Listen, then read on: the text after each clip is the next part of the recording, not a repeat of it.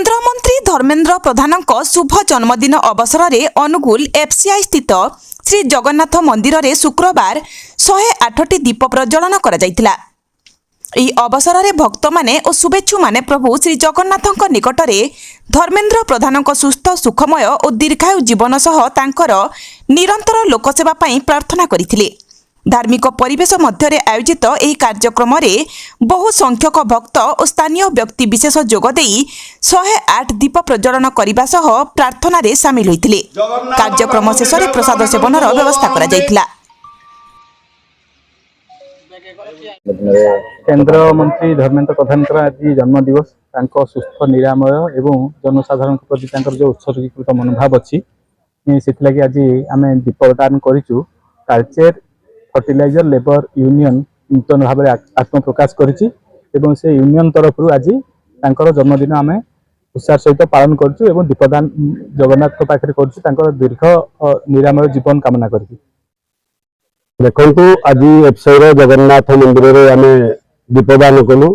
धर्म कहले बुझे जार विवेक थी मानविकता थी समस्त को साथी नहीं समस्त हृदय थी धर्म कह जाए। आ इंद्र कहले मुझे बुझे जे जिते राक्षस मान जो देवता मान को आक्रमण करते से मुनि ऋषि को कूलू इंद्र जन्म होते तेणु धर्म युक्त इंद्र से धर्मेन्द्र धर्मेन्द्र प्रधान जन्मदिन यही अवसर जगतर नाथ जगन्नाथ माँ सुभद्रा और बलभद्र पाखे नवेदन करुचु दीर्घ कामना हो। जो सुपुत्र आम अनुगुल जिलार एवं आम ओडिशार माटी में जन्मग्रहण कर कि भारत वर्ष को से प्रतिनिधित्व कर क्षमता अच्छी यही जो क्षमता व्यक्ति विशेष को आज आम अनुगुलवासी भाई आम मन में गर्व और गौरव भगवान को डाकुची से दीर्घायु कामना करूँ दीर्घायु कामना हो अशेष अशेष धन्यवाद दूसरी कार्यशैली को से समस्त को साथी नहीं से आज जो भी व्यक्तित्व हो जहाँ भी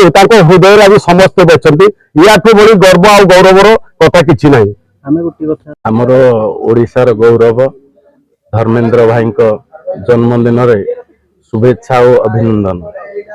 भगवान आपण को दीर्घायु सुस्थ निरोग और शक्ति प्रदान करंतु।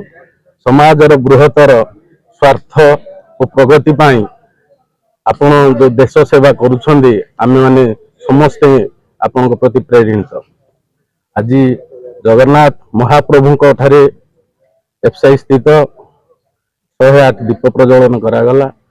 प्रभु जगन्नाथ एमती भाई को आहुरी देश सेवा करिवार मन दियंतु।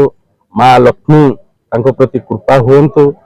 आमे समस्ते भाई को द्वारा प्रेरित एवं आज दिन भल काम होइछि जहाँकि अमीय भाई तरफ उत्साह क्रमे से कामटी हबार कथा। तालचेर फर्टिलाइजर लेबर यूनियन जहाँकि आज प्रतिष्ठा करा जाइछि जहाँकि आमर श्रमिक मानकर उचित न्याय मिलिबो। आउ जहाँकि मु आउ फर्टिलाइजर प्लांट कर्तृपक्ष को भी अनुरोध करी से नियम पालन करी पीएसयू जो सेंट्रल गवर्नमेंट नियम रही श्रमिक मान को प्रदान कले बहुत खुशी हेबे एवं अंचलवासी बहुत खुशी हेबे। धन्यवाद।